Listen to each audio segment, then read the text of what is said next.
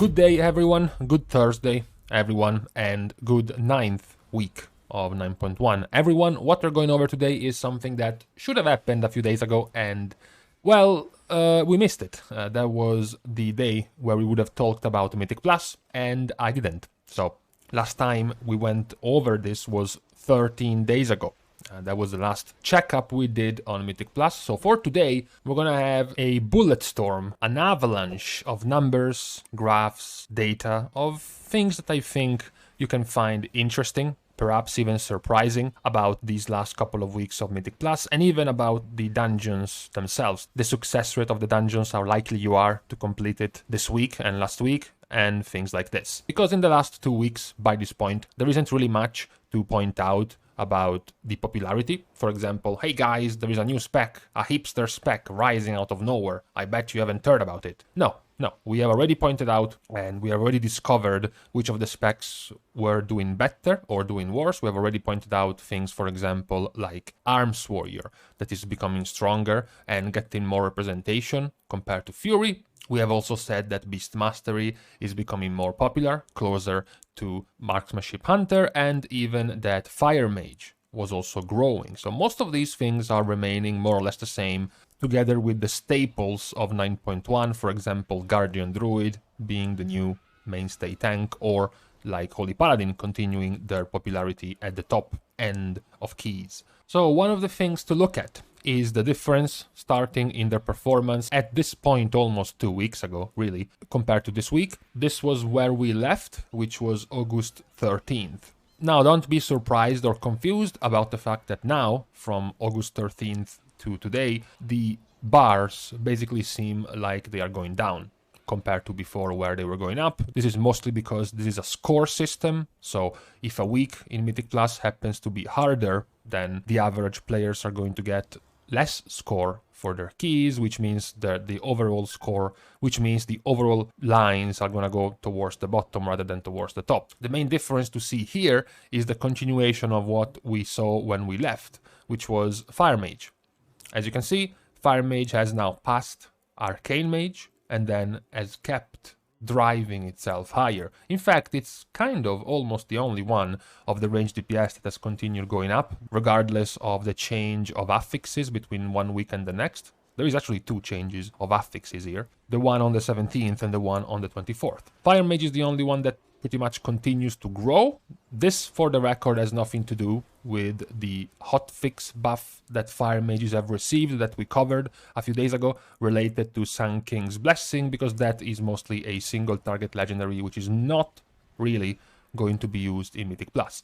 The other thing to notice is that the only Warlock spec, pretty much, at the top remains Affliction, whereas we do have a trio now, a trio of Demonology, Destruction, and Beast Mastery that are your outstandingly bad performers in Mythic Plus. Talking about the outstandingly bad performers, here is Warlock, just to show it even better. The Affliction that has remained now for a few weeks as the better and one of the strongest overall choices for Mythic Plus as well. And here is the better shown growth of Fire Mage, which has continued to go and rise higher and higher. And I guess it is also interesting to point out that the vast majority of the very high keys, so we're talking about 24, 25, 26, do actually have Arcane Mages over Frost. Frost remains the more popular one, but at the very, very high end, it's Arcane. It's a very similar split, even though they're not part of the same class, between Restoration Shaman and Holy Paladin, where at the lower end and the mid end is Restoration Shaman, the more popular one, and then as soon as you go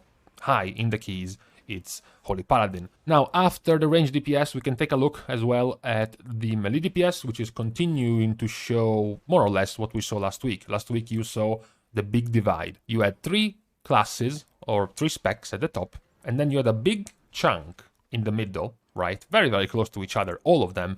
And then you started to see, some strands of specs going off on their own towards the bottom. So this week, this strand at the bottom got an extra addition, but for the most part, the rest of the group has continued to perform as expected. So at the top, there is still Subtlety and there is still Outlaw, followed by Windwalker. That's remained the same. The bottom, you still have Retribution Paladin, just chilling, and there is also still Frost, DK, and Feral Druid. The only new addition this time around is Enhancement. that has kept going down, falling down really, closer and closer to the bottom. A few zoom-ins of the things we mentioned last week, for example, the performance of arms compared to the one of Fury. They are still, following each other pretty closely. Although now there was some spazzing out in the middle, and then they just rejoined very quickly at the end. The other thing is the better representation of the difference between the rogues, where it is once again reiterated how Assassination is not really a spec suited for Mythic Plus most of the time. Then we do have the tanks. The tanks do still continue, of course, to have what they showed last week, which was the much clearer divide compared to the DPS roles between the top 3 and the bottom 3. The only difference is that now, I guess, the Guardian gap has gotten a bit larger. So you still have at the bottom Blood, Protection Warrior and Protection Paladin, and at the top you have Vengeance, Brewmaster and Guardian, except now the orange line has made itself a little bit further apart from the other two tank specs. Meanwhile, who really hasn't gone too far apart at all is the healers, because they have remained almost identical.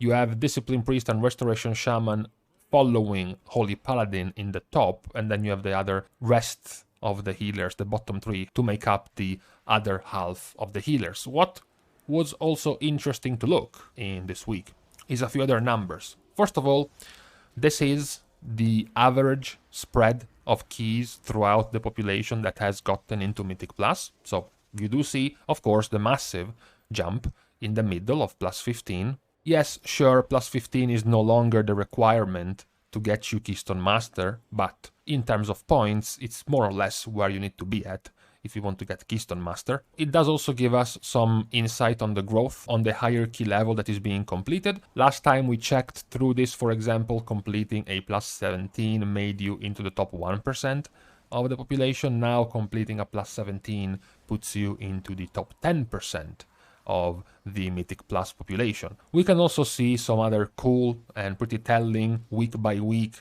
slices where you do see the difference in popularity over time, comparing Vengeance with Guardian Druid. The other tanks, interestingly, haven't really changed too much over the weeks. Prot Paladin, Protection Warrior, Brewmaster, and Blood DK. I guess maybe just Protection Warrior, because at least now they are somewhat played, whereas at the start of the expansion for the first 3 months, they weren't really played at all. Another cool thing to look at from bench.me, which is the definition of the spec tier list, basing it on the population of the specs, so how many people play them at all levels, divided by how many players play those specs at the meta level. I'm going to be using here as a meta level any keys higher than plus 17. As we mentioned, plus 17 is now top 10% of the player base, so something that only the top 10% are going to do, which means it's pretty meta, it's pretty hard to get there in general. So you can create a mock-up tier list by looking at how popular you are overall versus how popular you are when keys actually get tough. A pretty simple example is the healer one, because the healer one is somewhat respecting the numbers. So you see Holy Paladin being at the highest level, and then Resto Shaman Discipline a little below, and then far below you have Holy Restoration and Mistweaver. So this is more or less the same as what we have seen in other graphs and other stats representations. Tank also is somewhat similar, but you start getting what this means, because Guardian is very high, Brewmaster is kind of there, but then there is a big drop between Guardian and Brewmaster and Vengeance. In fact, Vengeance is closer to the worst tank than to the best tank, Guardian. This is because of the popularity, and also the reason why Protection Paladin is so low, because these are all of the tanks in all of the keys of Mythic Plus. And you can see that both Paladin and Vengeance are very, very popular. So the presence in the population for both Protection and Vengeance is very high, but the presence in the high keys, in plus 17s, is lower compared to what you would expect given how popular they are. Protection Warrior, by comparison, is doing better than Protection Paladin simply because less players are gonna play it in general. You can see the same, for example, in the melee DPS. Melee DPS are going to see the two rogues that we mentioned, Subtlety and Outlaw plus Windwalker at the top, and then you see Arms, Havoc, Unholy Fury, Survival and Assassination in the pack in the middle, and then the ones we mentioned, Frost, Feral, Enhancement and Ret at the bottom. This is more or less keeping up with what we have already seen. The only difference is arms. which is significantly higher than the rest of the pack. Why? Because, for example, Arms is played 30% less than Fury and almost 50% less than Havoc. With such little population in the overall keys compared to the population at the higher keys, Arms shows up as the better spec. Lastly, the best example of this, of course, is going to be the range DPS, because at the bottom we have what we mentioned, right? The trio of Destruction, Demo, and Beast Mastery. You have the clump in the middle, with Shadow, Frost, Elemental, Balance, Marksmanship. Arcane starts getting a little bit ahead, and then you have Fire and Affliction. The reason why Affliction and Fire are so high is because they are not very popular. Because, for example, Affliction is currently, in all keys, the least played ranged DPS spec in the game. And for the record, Fire is the fourth, very, very close to Arcane at 4.9%. Because, for example, in this meta tier rating score, Affliction is the only one breaking the 2 ratio, because basically the ratio of Affliction players in all keys compared to Affliction players in keys higher than 17 is so much higher than everyone else. It is also kind of surprising that Affliction has not really been growing as much when it comes to representation. One would think that given people, becoming aware that Affliction is doing very well, you would think more Warlocks would follow up, right? Especially because all of them are playing Nightfey. All of them are playing in the same Covenant. It just takes a single legendary to be crafted, to become viable. So you would have expected a harder, so to speak, rise. You wouldn't have expected it as much from Fire Mage, because Fire Mage is Nightfey, and people abandoned Fire Mage at the start of 9.1 like a sinking ship, so they had to go Ventir to play Frost, they had to go Kyrian to play Arcane, so now that Fire is doing well, they would have to go back if they wanted to play Fire. It's a little bit more of a grindy situation than Warlocks, but it could still be possible. So this is pretty much the most interesting thing that could be followed in the next few weeks, to see if Fire Mage will continue this better performance compared to the other mage specs. We're going to be seeing in a couple of days, probably in our weekly raid video, if this has continued in raid encounters as well, especially more importantly, because then we will also see if they have been using the hot fixed legendary in raid encounters, in the single target fights of the raid. A couple of other cool things to close up the video isn't to look at the specs this week of Mythic Plus, but to look at the dungeons themselves. For example, after months and months since the last time we went over this, which are the dungeons that are, the most likely to be successful? In where do you have the highest chance to not deplete your key, essentially? Now, this week there is a very surprising list, a very surprising table of positions, because Necrotic Wake, people would probably go for it. It's been easier for a while now, it's been nerfed for a long time. What you wouldn't expect, however, is such a high success rate for Sanguine Depths. That's right, we have gone full circle. We are now entered a bizarro world where Necrotic Wake and Sanguine Depths are the most easy dungeons to succeed at this week of Mythic Plus. Spiteful, Grievous, and Fortified. At the bottom, sure, you would expect, probably, at this point, Theater of Pain to be there, because, Theater of Pain, after Sanguine Depths and Necrotic Wake was severely nerfed over the weeks, has become basically the hardest one, so 53% success rate, basically you're flipping a coin whenever you enter Theater of Pain, whether or not it's going to be bricked, it's up to the gods. Then in the middle, ranging from the high 50s to the high 60s% of completion of success rate, you have Spies of Ascension at 58, Mists at 60, the other side at 60, and then there's the jump, Halls of Atonement at 67, almost 68, and then almost 70% for Plagueful. For comparison, for the record, how we ended last week, just in case you think this might be a fluke. Because, it's only a couple of days in this week, 2.5 days, maybe it's just random. Last week's highest success of dungeons in Mythic Plus were Necrotic Wake and Sanguine Depths. Again, Necrotic Wake with an even higher success rate because it was at 93% and Sanguine Depths at 88%.